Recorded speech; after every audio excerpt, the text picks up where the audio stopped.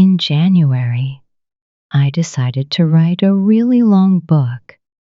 So I left my house and found this small room to rent.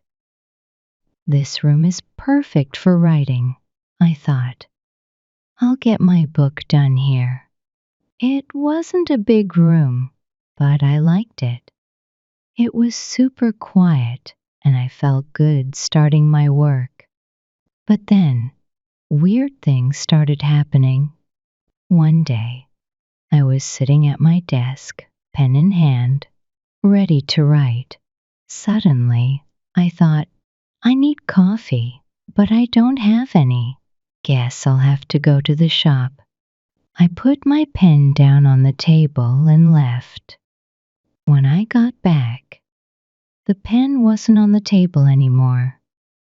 I looked all over the floor, the chair, the table again, but it was gone. What's going on? I thought, totally confused. That night, something even stranger happened. I was in bed, and everything was quiet. Then, out of nowhere, I opened my eyes. What was that noise? I wondered. I listened, and then I heard it. A man's voice. Who's there? I shouted. No reply, and no one was in the room.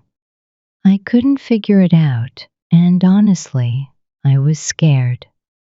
What should I do? I thought. What was that?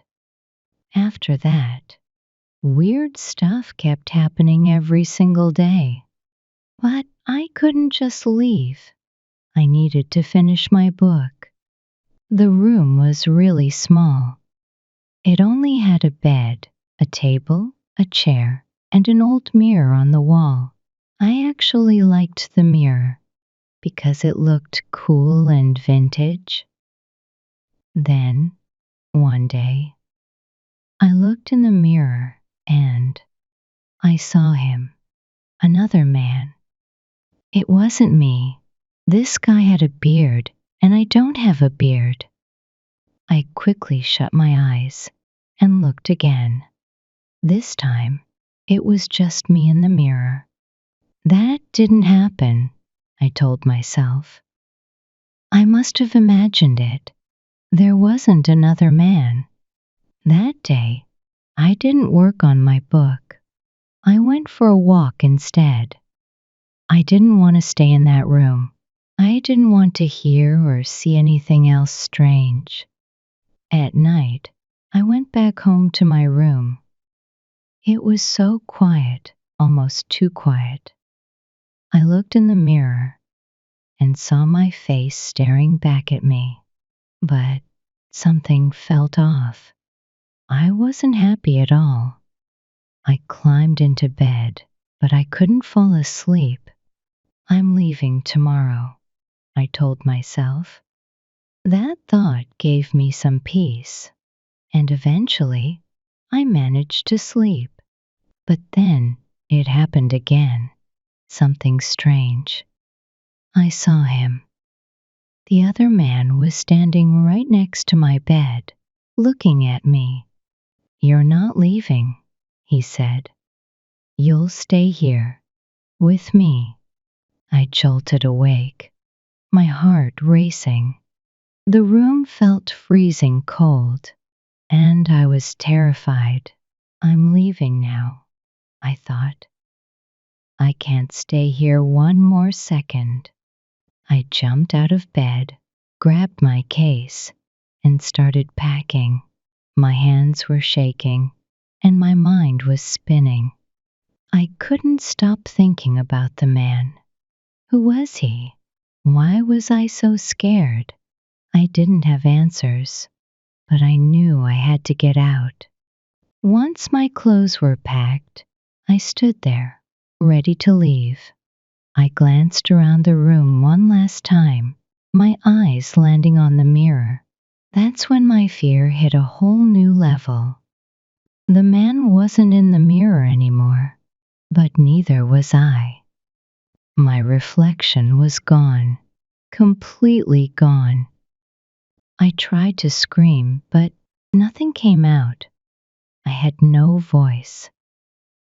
Then I saw him again, the other man, the one with the beard. But this time, he wasn't in the mirror. He was sitting at my table, holding my pen. My pen. He was writing in my book, the one I'd been working so hard on. I felt a wave of anger and tried to yell at him, to stop him. But I couldn't. My voice was gone, stolen. The man ignored me. He just smiled and kept writing like he owned the place. Suddenly, there was a knock at the door. I heard my friend's voice calling out, "Hey, are you there? I want to see you." For the first time, I felt a flicker of hope. My friend will help me, I thought, but I couldn't move. I was stuck, frozen. The other man got up, walked to the door, and opened it. "Come in," he said, smiling. "Come check out my room. I'm writing my book." My friend stepped inside, looking around, but he didn't see me. He didn't even look for me. "Oh, you've grown a beard," my friend said, laughing, as if everything was normal.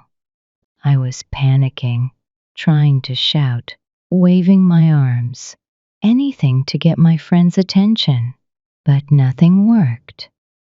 My friend couldn't see me. He couldn't hear me. The only person he saw was the other man. And that's it. That's my story. The other man has my room now. He has my face, my voice, and even my book.